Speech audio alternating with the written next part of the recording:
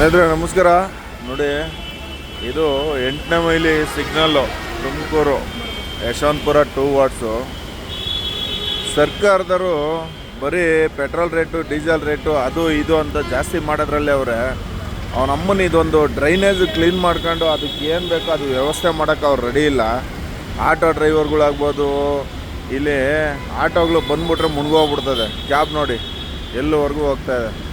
ಇದಕ್ಕೆಲ್ಲ ಯಾರು ಹೊಣೆ? ನಮ್ಮ ಹತ್ರ ಏನಾದರೂ ದುಡ್ಡುಗಳು ಕಮ್ಮಿ ತಾಂತಾರೋ, ಇಲ್ಲ ಟ್ಯಾಕ್ಸ್ಗಳು ಕಮ್ಮಿ ತಾಂತಾರೋ, ಇಲ್ಲ ಡೀಸೆಲ್ ರೇಟ್ ಕಮ್ಮಿ ತಾಂತಾರೋ, ಪೆಟ್ರೋಲ್ ರೇಟು, CNG ರೇಟು ಏನಾದರೂ ಕಮ್ಮಿ ತಾಂತಾವ್ರ ಬೋಳಿ ಮಕ್ಕಳು? ನನಗೆ ಇದು ಹೇಳ್ಬಿಡೋರ್ದು ಆ ಥರ ಇದೆ ಪರಿಸ್ಥಿತಿ ಇಲ್ಲಿ. ಆಟೋ ಡ್ರೈವರ್ಗಳೆಲ್ಲ ತಗೊಂಡೋಗಿ ನೋಡಿ ಎಲ್ಲ ನಿಂತೋಗ್ಬಿಟ್ಟಿದೆ ಆಟೋಗಳೆಲ್ಲ. ಬ್ಯಾನೆಟ್ವರೆಗೂ ನೋಡಿ ಗಾಡಿಗಳು, ಬ್ಯಾನೆಟ್ವರೆಗೂ ಬರುತ್ತೆ ಗಾಡಿ.